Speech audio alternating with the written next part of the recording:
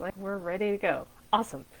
All right, welcome everyone. So today's training is going to be a great one. We're going to be talking about how to making the impossible a reality, and we're going to go through 5 steps on what you can take to get clear on your goals and your targets and making sure that those become a reality.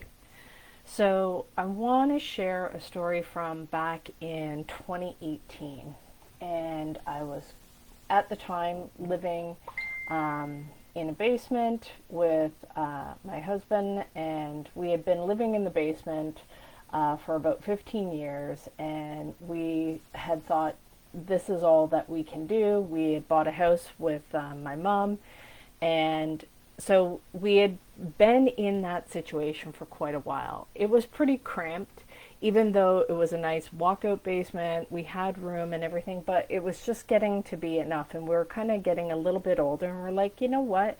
It's time. And this was more from my husband than me, but it was like, we really need our own place. And I'm like, okay. And I'm like, I don't think that we can get that. I don't know if we can qualify on our own, blah, blah, blah, blah, blah. And I had all this fear and anxiety that come up. So I had this mindset of that's impossible. Like, it can't happen. It's not real. And so I don't know if you guys have ever had that situation where you just feel like, well, that's not likely, you know. And a lot of times people will tell you when you're setting your goals, it's like, oh, set the dream big, right? Shoot for the stars, you might hit the moon. And for me, that was always a little bit hard. I am a little bit more logical. I like tangible ways of being able to realize and facilitate the dream. So I'm not too much in the, although I believe in the manifestation powers and everything, I don't like it when it's presented in a crunchy kind of granola way. It makes me kind of skeptical, and it sets up all these red flags that I end up blocking everything. Thanks, Aisha. Thanks for joining the live. So if that sounds like you're going to want to stick around, because these are 5 practical steps that we went from it being impossible for us to have our own house to getting a house. And not only a house, not just any house. We didn't buy a used house. We bought brand new, and got to pick all of our features, all of our fixtures, everything. And so let me walk you through how I did that. And so step number 1 is dare to dream big and foster a sense of curiosity. Okay, so this is going to really help you shift from I can't to how can I. So shifting that thought process from I can't to how can I is going to be really big. And so I tend to be more of a visual and tactile kind of learner. And so we started out by doing some internet searches of finding out easy step. It's like, well, how much do like homes cost? It's like, we've been living in this house for 15 years. I don't even know what the prices are right now. I haven't been looking. It wasn't something that came to mind. So I needed to start researching, and it's like, oh, okay, well, the houses in this area are going for this much. I can't remember what it was. I think it was around 800,000 or something like that. Seven to 800,000, right? And I was like, okay, so the cheaper ones are probably around 450, and we called those like little chicken coops. And I was like, yeah, I'm like, we're in the basement, but we're in the basement of a 2,800 square foot house. So it was a big one, and it was a nice walkout. So I was like, okay, I'm not gonna jam myself and feel like I lost out. So I knew what I wanted and what I didn't want. So understanding what your bottom lines are is really important as well. What is it that you want? And what is it, it's just as important, what is it that you do not want? So the things that you're like, hell no, make note of those as well. And so some of this also started by looking at places that were like beyond our reach. Like these were $4 and $5 million homes. And I was like, okay, I'm a transportation manager. I wasn't going to be buying a $4 or $5 million home at that time. And so, but I started looking at them and just kind of like just playing around, like having fun with it, not stressing myself out about trying to hit some big goal or target. Just get curious about things. It's like, well, I wonder how much would that cost? And once I kind of found out, well, what are the costs? I'm like, okay, well, what would the mortgage payment be on that? And okay, and what would the house insurance be on that? And um, are we likely to get one around this area, or do we kind of have to go a little further out? And then from that point, we started going out and visiting. We went to open houses, we went to the new Bill's show homes, and just started spending our weekends looking around doing that kind of stuff. Knowing in the back of my mind, I'm like, this is still, like, I was still thinking it was impossible. So it doesn't matter if your mindset says that it's impossible, still take the action as if it was possible. So dare to dream and start taking action and taking those steps towards that dream. And that starts creating some visual and tactile memories that can help you anchor in. So for those of you that maybe struggle with, oh, just visualize your dream and you're like, it'll manifest. It's like, okay, well, I need something tangible. I need to see it to believe it. And so taking those actions was the first step, and it was really, really powerful to do that. And the second thing was numbers, numbers, numbers.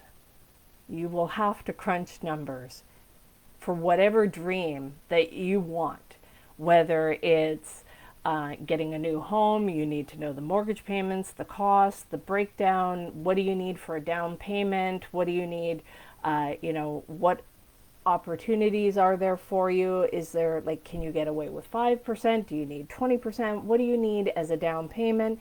And then what is that going to look like for recalculating your budget? Can you actually swing that? What are you willing to cut in order to get the things that you want? Because there's always going to be a trade-off. You're always going to have to trade off something that you currently have.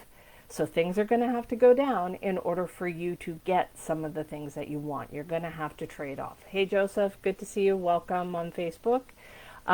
So numbers, numbers, numbers. You're going to have to know the numbers. How much do I need for the down payment? What's the timing of it? When do I need it for? What are the interest rates? What are, whatever it is. If it's a weight loss goal, what is the target? How much do I have to lose? What do I have to do that? How many calories do I have to eat? How many physical activities? All of those kind of things. You're going to need to start, if you're truly serious about manifesting your goals and hitting your targets, you have to break it down to some sort of numerical value, so that, and then breaking that down into smaller chunks so that you know what is the next step I need to take. Okay? Number 3 is do not get discouraged when resistance and roadblocks come up, because they will. I promise you. This was not like a one and done. It's like, as we were going out, even visiting show homes, we were kind of like, oh, well, if we go here, then we'll be living closer to these relatives. There's some people in the area. What's around in the area? What's not around? Oh, it's like, oh, we're going to have to drive 45 minutes to the closest grocery store kind of thing. And it's like, and plus it's going to be an hour and 20-minute commute and one way kind of thing to work. And so factoring those kind of things in were kind of eliminated some of the possibilities, right? So we were kind of discouraged because we were like, darn, we really like this place. And it's like, so we had to fail a few times as we were researching these things. And then, so you have to focus on what is your goal. Why is it important to you? Because when you hit those roadblocks and those obstacles that kind of seem to think, see, I knew it wasn't possible. I knew I couldn't do it.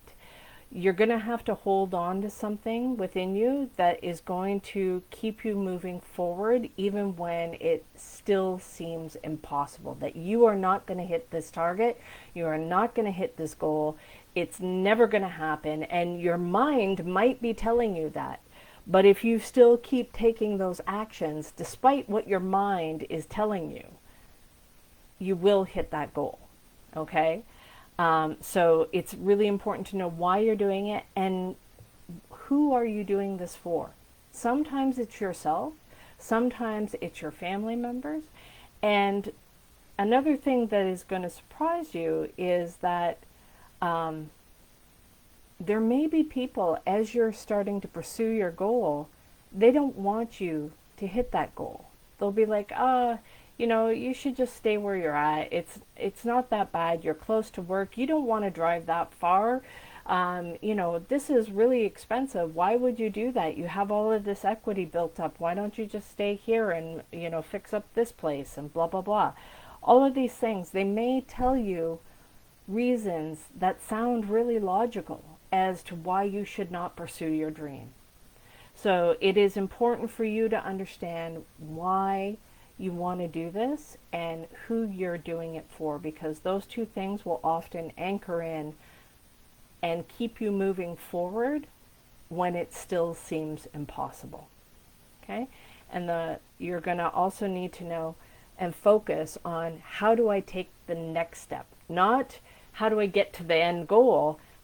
What is the next step that I need to take? Oh, okay, well, I need to go to the bank manager and I need to find out, what do we pre-qualify? Can we pre-qualify for, a mortgage on our own? And what do we need to do? And how do we get the down payment? And there were a whole bunch of things that we need to work out in order to get that. So we needed to focus on, okay, what is the next step and how can I do that? And so creating mini goals along the way helps you achieve that goal a little bit easier, and it also makes you feel like, okay, I got that done and out of the way.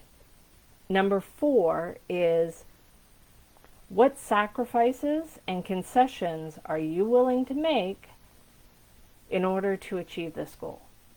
So, for example, I had to change the relationship dynamic with my mom because we were sharing a house. So not only did this decision affect my husband and I, it also affected my mom. And she was not too happy about that decision.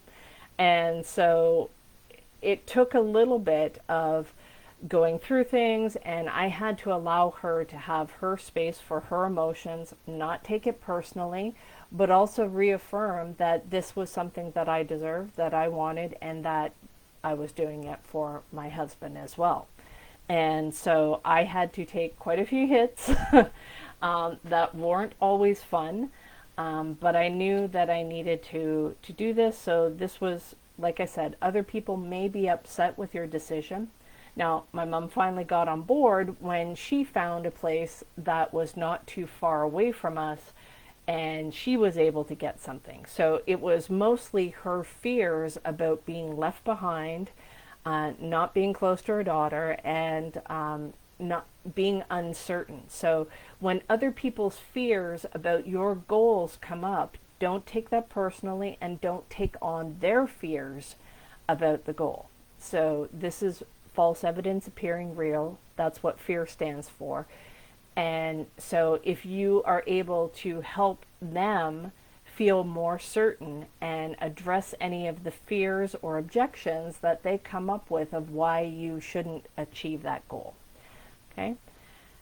Number 5 is, I didn't only look at the target as I was going through, especially as I was hitting some of those mini milestones of like, okay, what was the next step? Okay, we got pre-approved for the mortgage, and okay, we figured out where we're getting the money for the down payment. Okay, we went and put in the offer and it got accepted. And so we kind of went through all of those stuff.